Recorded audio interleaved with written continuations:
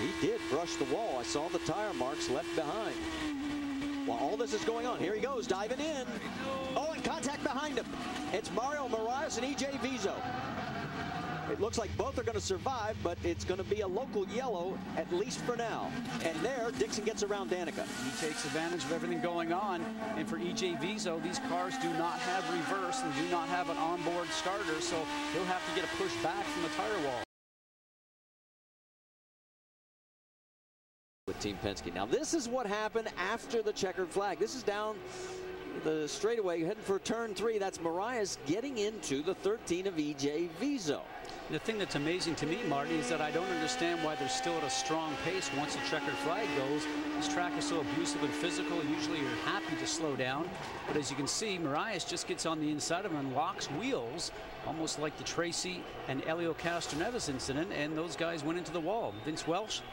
Well, Mario Moraes, how about your explanation of what you saw in the incident with EJ Viso, and maybe even take us back to some of the incidents on the track you guys had before the accident? Well, I feel so sorry for the boys from the 1800 Tequila car, because the car was great. You know, we had been doing a great race, and then I was trying to overtake Viso. I think he was one lap down, and he was blocking everyone on the track, and I was side by side with him, and then in the break for turn 3, and he broke my front wing. And after the checkered flag, I was coming back to the pits, and he saw me, and he just closed the door to broke my car. You know, it's a shame. How about the racing in general? You mentioned maybe some of the blocking you thought Viso might have been doing on the track. How about just the racing throughout the laps this afternoon? Well, the car was great, you know, and well, it was not just Viso during the race. You know, a lot of drivers have been blocking. And I don't know what we do in the drivers' meeting, because everybody says it's not nice block, it's not legal, and you're going to be penalized, and nobody get penalized.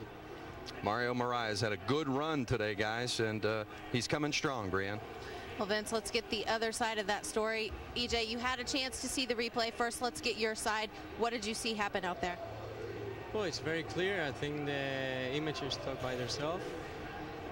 He just hit me once. I got a puncture into corner 3 in the brake, and he just came, like, brake very late. He could have, I mean, he didn't respect my line. He just came in my back and he hit me. Then the second one was the most idiot one. The race was over. I was opening my visor, I was drinking water, and suddenly he hit me in the back. I mean, I don't know what is he thinking about. I don't know if he didn't see the checkered flag or what, but he needs to go to the doctors. Well, Moraes actually said he thought that you were a lap down and he was trying to overtake you to gain a position on the track. What do you say to that? The race was over. The race was over. I mean, he's not going to find anything with that. The race was over. There were the marshals in the track with all the flags. Everything was over. Frustrating and unnecessary finish for these guys, Marty. Well, and I have a feeling Brian Barnhart and his crew are going to be looking at this, and there's going to be a couple of guys maybe getting a conversation or two, as he's not going to want to see this happen anymore, especially after a checkered flag.